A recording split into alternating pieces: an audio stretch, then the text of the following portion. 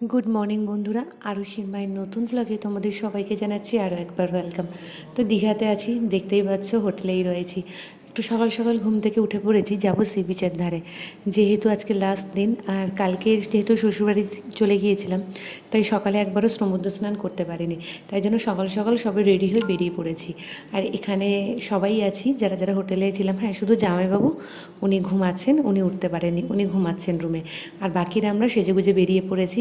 তো দেখতেই পাচ্ছ, আগে যা ড্রেস পরেছিলাম আজকেরও এই ড্রেসটা পরেই বেরিয়েছি। এটা আমার খুব পছন্দ হয়েছে, তাই এই ড্রেসটা আমি বারবার পরছি। যেটা আমার পছন্দ হয় সেটা আমি বারবার পরি। আর অন্যান্য ড্রেসগুলো ইভিনিংয়ে পরবো। আর এখানে দেখো সবাই যাচ্ছে, তো চলো আমরাও যাই। আরুষির বাবার সাথে যাচ্ছে, মেশো আছে। তো সি বিচের ধারে হেঁটেই যাচ্ছি, বেশি দূর নয়। আর বাইরে একটু হালকা হালকা ঠান্ডা আছে বলে আরুষিকে শীতের ড্রেসটা পরিয়েছি। কিন্তু সমুদ্রের ধারে গেলে অনেকটা রোদ, ভাবছি ওখানে গিয়ে ড্রেসটা চেঞ্জ করিয়ে দেবো। তো খুব এক্সাইটেড। সেদিনকে তো রাত্রিবেলা সমুদ্রটা দেখেছি, সকাল থেকে দেখতে পারিনি। তাই আমার আর তর সইছে না, ভাবছি কখন যাব। আর এখন সকাল 7:30 বাজে। তাই দেখো সমুদ্রের ধারে কত রোদ, জলটা দেখো। জলটা দেখেই যেন মনটা শান্তি হয়ে যাচ্ছে। মনের সব দুঃখ কষ্ট মনে হচ্ছে যেন এই জলেই ধুয়ে যাক। তো আগেও বলেছি, প্রত্যেকেরই একটু ঘুরতে আসা প্রয়োজন।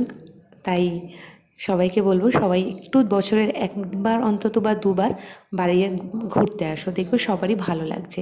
তো এই জলটা দেখে আমি আর লোভ সামলাতে পারলাম না, আমিও নেমে পড়েছি। অনেকক্ষণ সি বিচের ধারে দাঁড়িয়ে ছবি টবি তোলার পরে ভাবলাম যে না, এই সুন্দর সুযোগ আর আসবে না জীবনে। তাই সব কিছু ভুলে জলে নেমে গিয়েছি। হ্যাঁ, একটু জল লাগছে, ভিজে যাচ্ছি, সেটা মানলাম। কিন্তু ভিজলেই বা ক্ষতি কী, সে তো ভিজতেই পারে। তো যেহেতু এটা আরুষির প্রথম সমুদ্র দর্শন, তাই আরুষিকেও নামিয়েছি মানে জাস্ট একটু পায়ে জল টাচ করানো। তো এখানে প্রায় আমরা ঘন্টা তিনেক আছি, প্রচণ্ড রোদও উঠে পড়েছে। তাই ভাবছি যাওয়ার আগে আরুষিকে একটু জলে টাচ করাই, তারপরে আমরা চলে যাব রুমে, গিয়ে আবার ওখানে কিছুটা সময় কাটাবো। ভেবেছিলাম আরেকটু থাকবো, কিন্তু বিশ্বাস করো এত রোদ থাকা যাচ্ছে না, বেশ গা গরম। আর আমরা কিন্তু ফাটিয়ে মজা করেছি, অনেক ছবি তুলেছি, রিলস বানিয়েছি। জলে তো অনেকক্ষণ ছিলাম। যাই হোক, জামা কাপড় আমার পুরো ভিজে গেছে, আবার রোদে শুকিয়েও যাচ্ছে। তো আমরা টিফিন করে বাড়ি চলে আসার পর আমাদের কাণ্ড দেখো, গান চালিয়ে তোজো আর আমার মাসির উদম নাচ হচ্ছে এখানে। মানে প্রচণ্ড আনন্দ করেছি।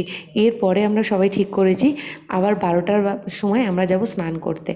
তো স্নান করে চলে এসে আর ভিডিওটা কন্টিনিউ করিনি। তো এখন বা সন্ধেবেলাতে আবার সি বিচের ধারে আমরা চলে এসেছি। মানে আমরা রুমে কম থাকছি, সি বিচের ধারে বেশি থাকছি। জাস্ট খাওয়া দাওয়া করার সময় আর রেস্ট নেওয়ার সময় একটু রুমে যাচ্ছি। আর এখানে আমি খুব একটা কিছু কেনাকাটা করিনি, বেশি কেনাকাটা আমার দিদি করেছে। আমি কিছু কিছু বাচ্চা আছে তাদের জন্য কিনেছি, তোজো, সোনাই বা আমার মেয়ে, এদের জন্য কিনেছি। খুব একটা বেশি কিছু আমি কেনাকাটি করিনি, কিছু আমার কেনার মতন পছন্দ হয়নি সিরিয়াসলি। তাই তো সব কিছু ঘোরাঘুরি করে এখন হোটেলে চলে এসেছি, মন খারাপ।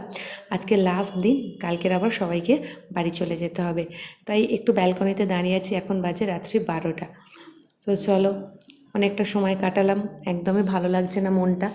কালকে চলে যেতে হবে। আর এখানে তোজও আছে আমার সাথে। চলো বন্ধুরা, ভিডিওটা ভালো লাগলে একটা লাইক, কমেন্ট, শেয়ার করে দিও।